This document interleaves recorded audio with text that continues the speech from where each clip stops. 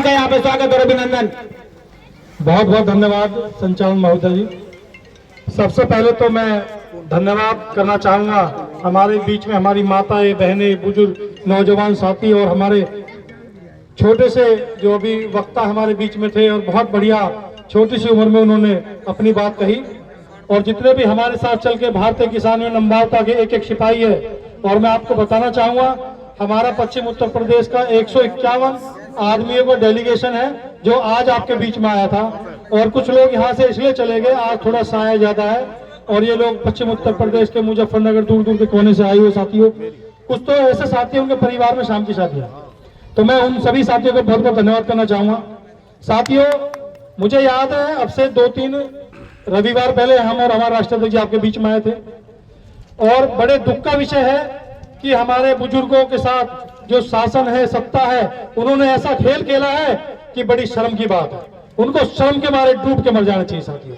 हमारे समाज के जो नेता है, जब चुनाव का समय आता है तो आपके बीच में आपके चरणों में लेट जाते हैं कि माताजी, पिताजी, बाबा आपका आशीर्वाद बना दीजिए, लेकिन उनको शर्म नहीं आती। चुनाव के समय तो आपके बीच में आपकी वोट लेकर के चुनाव जीतने का काम करते हैं, फिर मंत्री बनते हैं और उसके बाद आपके बच्चों के सर से जो छाया होती है उसको छीनने का काम करते हैं साथियों। और तो और जो हमारी गौ माता है, जो उन्होंने काम किया, जो शासन ने, प्रशासन ने गलत काम किया, उनके गलत कार्य की वजह से एक गौ माता का पता चला देहांत हो गया साथियों।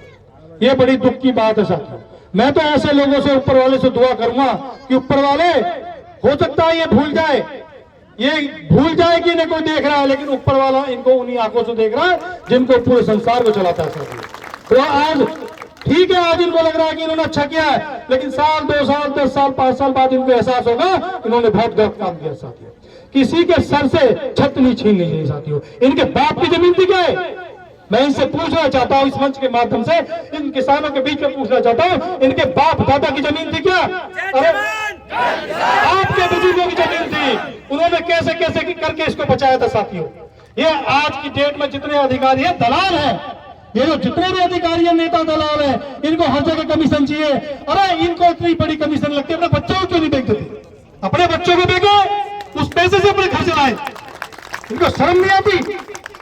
सम्मानित साथियों, मुझे बड़ी पीड़ा हो रही है कि मेरे परिवार के साथ इन लोगों ने ऐसा किया साथियों, लेकिन हमारे हाथ बंधे हुए। हम क्या कर सकते हैं? हम विरोध प्रदर्शन कर सकते हैं, जैसे आप बैठ के यहाँ कर रहे हो, हम भी आपके उसमें साथ देंगे साथियों। लेकिन इनको ये सोचना पड़ेगा। अभी वो पहलवान साहब बता रहे थे कि 2, 2.5, 3 वर्ष बाद फिर चुनाव आएंगे, फिर आपके बीच में आएंगे, तो मेरा तो आपसे ही निवेदन है, इनको इनकी औकात बता देना कि इनकी हैसियत क्या है। ये भूल चुके हैं अपनी हैसियत को, अपनी औकात को भूल गए। पता चलता है कि अब तो जन्मदिन में हेलीकॉप्टर से फूल बरसाए जा रहे हैं। बताओ कैसा बुरा समय आ गया।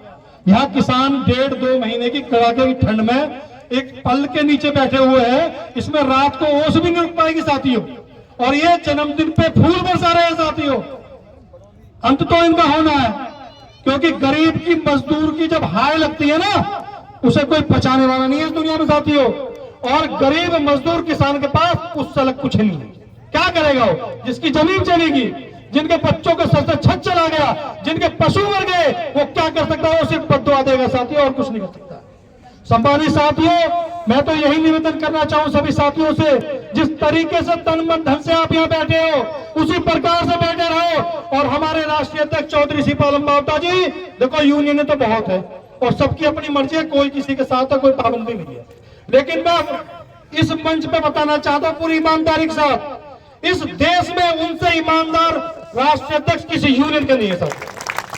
1 रुपए का इल्जाम कोई आदमी उनके ऊपर बता दे कि उन्होंने 1 रुपया किसी से लिया है, किसी से ठगने का काम किया है, किसी अधिकारी से समर्थन देकर के किसी की जमीन तुड़वाने का काम किया है, तो साथियों मैं अपनी गर्दन कटवा दूंगा, पूरी चैलेंज के साथ करता हूं साथियों। सम्मानित साथियों, मैं ये बताना चाहता हूं, आज 3 महीने, 1.5-2 महीने आपके हो गए, आप इसी प्रकार से जुटे रहिए। इनको एक ना एक दिन आपके कदमों में आना ही पड़ेगा साथियों।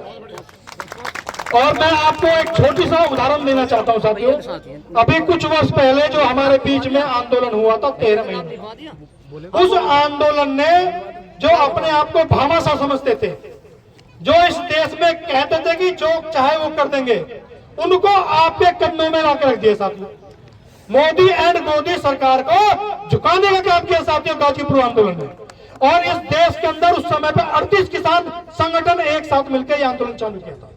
उसमें हमारे राष्ट्रीय अध्यक्ष की बहुत अहम भूमिका थी।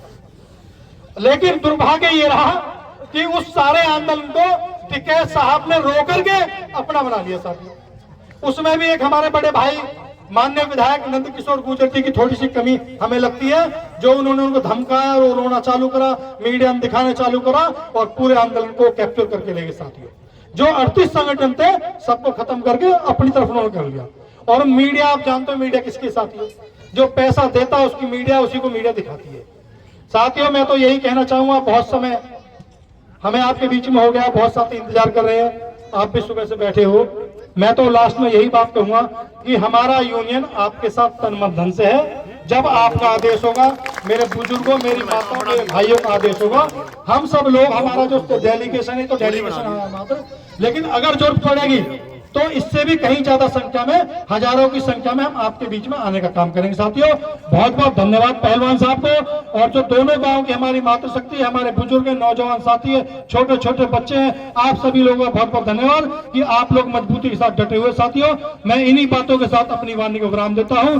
जय जवान, जय किसान, जय जवान, जय किसान। बहुत बहुत धन्यवाद साहब।